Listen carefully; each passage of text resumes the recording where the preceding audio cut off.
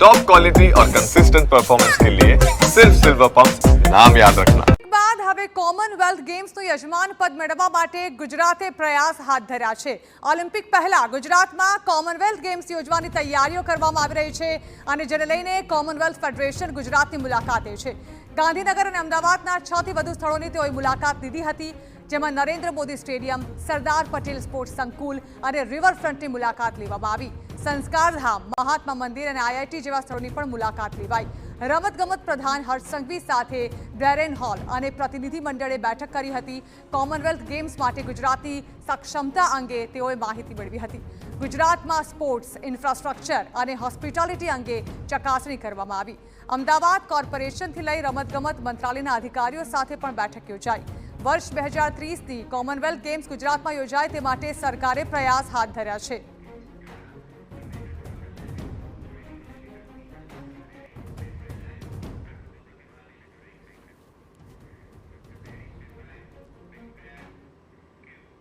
તો આ અંગે વધુ માહિતી આપવા અમારા સહયોગી અને પોલિટિકલ એડિટર કિંજલ મિશ્રા અમારી સાથે જોડાઈ રહ્યા છે। કિંજલ, ઓલિમ્પિક બાદ હવે વર્ષ 2030ની કોમનવેલ્થ ગેમ્સ પણ ગુજરાતમાં યોજાય તે માટે સરકારે પ્રયાસ હાથ ધર્યા છે, જે માટે આજે ગુજરાતમાં ફેડરેશન આવ્યું હતું તપાસ માટે।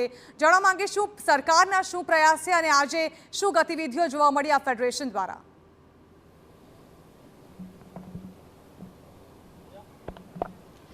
જે જાણે થોડુંક કરેક્શન છે, જે કોમનવેલ્થ ગેમ છે તે પહેલાં યોજાશે। 2030માં કોમનવેલ્થ ગેમ જે છે તે ભારતમાં યોજાય અને તેની જે યજમાન ભારત બને અને ત્યારે ગુજરાતની અંદર આ જે ગેમ છે તે યોજાય, હોસ્ટ ગુજરાત રહે તેની માટેની દાવેદારી છે તે કેન્દ્ર સરકાર દ્વારા કરવામાં આવી છે। 13 માર્ચે આની સત્તાવાર રીતે દાવેદારી હતી તે કરાઈ હતી અને મેમાંની જો વાત કરવામાં આવે તો મેમાં આપને યાદ હશે કે એક આખું જે ડેલિગેશન હતું, ભારતીય ડેલિગેશન, કે જેની અધ્યક્ષતા જે રમતગમત મંત્રી હતા હર્ષ સંઘવી તેમણે કરી હતી અને તેની અંદર પીટી ઉષા સહિત ગુજરાતના જે ઉચ્ચ અધિકારીઓ હતા તે લંડન ખાતે ગયા હતા અને જે લંડન ખાતે જે આખો જે પ્રોજેક્ટ હતો, ગુજરાતની જે તૈયારીઓ છે, કેવા પ્રકારની તૈયારીઓ હતી તે વાત હતી તે કરવામાં આવી હતી। અને ત્યારબાદ આ જે બેઠક છે, આ જે મુલાકાત છે મહત્વની એટલે પણ કહી શકાય જણા, કેમ કે એ જે બેઠક થઈ હતી, એ પ્રેઝન્ટેશન થયું હતું, ત્યારબાદ આખું જે ડેલિગેશન છે કોમનવેલ્થ ગેમ ફેડરેશન નું જે ડેલિગેશન છે કે જે ઓપરેશન હેડ છે, ઓપરેશન જે હેડ કરતા હોય છે તેનું આખું જે પ્રતિનિધિ મંડળ છે, ડેરેન હોલની અધ્યક્ષતામાં આ જે પ્રતિનિધિ મંડળ છે એ છેલ્લા 4 દિવસથી ગુજરાતની મુલાકાતે હતું। મુલાકાતનો જે હેતુ હતો જાણા, એ 2 હેતુ હતા કે ભારત અને વાત કરીને ખાસ વાત કરવામાં આવે ગુજરાત, તો ગુજરાત એ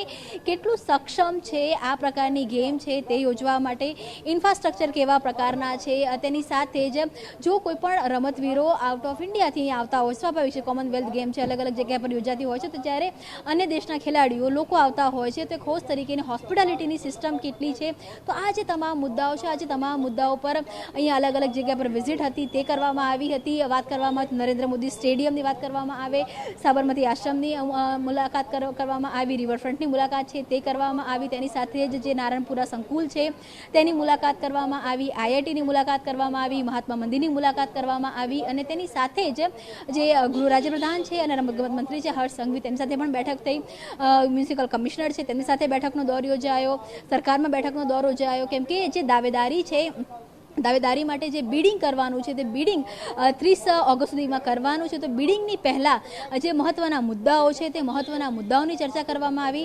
જાણા આ બેઠક મહત્ત્વની એટલે પણ કહી શકાય કેમ કે જે રીતે ભારત છે ઓલિમ્પિકની દાવેદારી કરી રહ્યું છે, ભારત કોમનવેલ્થ ગેમની દાવેદારી કરી રહ્યું છે અને કોમનવેલ્થ ગેમને હંમેશા ઓલિમ્પિક પહેલાંનું ગ્રાઉન્ડ માનવામાં આવે છે। ભારતનું પ્રતિનિધિમંડળ લંડન ગયું, ત્યારબાદ આપ જુઓ કે મેમાં પ્રતિનિધિમંડળ લંડન ગયું અને ઓગસ્ટની અંદર જે કોમનવેલ્થ ગેમનું જે ફેડરેશન છે તેનું પ્રતિનિધિમંડળ ગુજરાત આવી રહ્યું છે। તમામ જે મુદ્દાઓ છે તેની પર જે ચકાસણી છે તે કરી રહ્યું છે, એને જોતા ક્યાંક ને ક્યાંક જે 2030માં કોમનવેલ્થ ગેમ છે તે ભારતમાં અને એ પણ ગુજરાતમાં જ યોજાશે તેવું લાગી રહ્યું છે। અને જો કોમનવેલ્થ ગેમ ગુજરાતમાં યોજાય છે તો ઓલિમ્પિક માટેનું જે એક ડ્રીમ છે જે ભારત સેવી રહ્યું છે તે પૂરું થશે। એ દિશામાં આજની આ જે બેઠક હતી અને 4 દિવસની આખી જે ડેલિગેશનની મુલાકાતો હતી તે ખૂબ જ મહત્વની માનવામાં આવે છે। જી બિલકુલ, આભાર કિંજલ। તો તસવીરો પણ સામે આવી ગઈ છે 4 દિવસની આ ડેલિગેશનની મુલાકાત।